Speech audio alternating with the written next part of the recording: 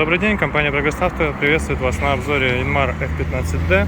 Полноприводный тракторочек, трехцилиндровый, компактный достаточно, с хорошей мощностью. По шинам все четко. Сзади также износ очень маленький. Спереди есть небольшие растрескивания, сзади этого нет. Двухточное навесное устройство без дополнительных каких-то функций.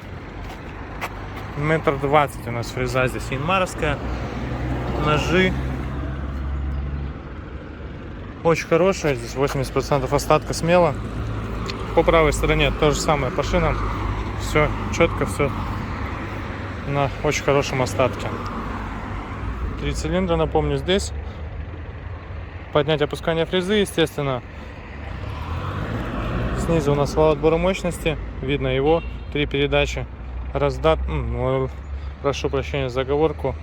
Пониженный, повышенный, 2 ряда, отключаемый полный привод, блокировка заднего моста, 3 передачи вперед, 1 назад на основной коробке переключения передач. 391 моточас наработки. Также, как обычно, свечи греются в обратную сторону. Передача выключена, но без сцепления он, естественно, не запустится. Давайте запускать.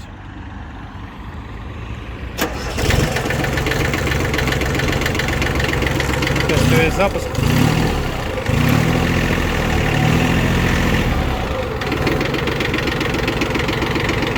Работает вполне себе нормально для подобного трактора.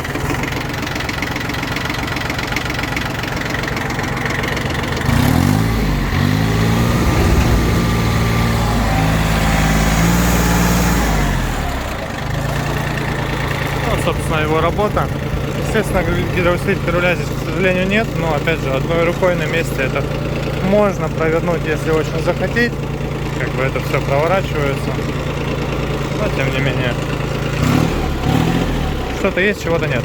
Вот такой тракторец, Inmar F15, все хорошо работает достаточно.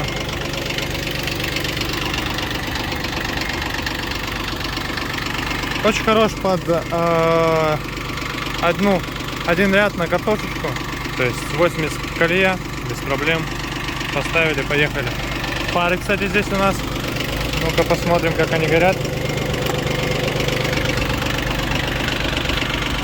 Фишка, судя по всему, отключена.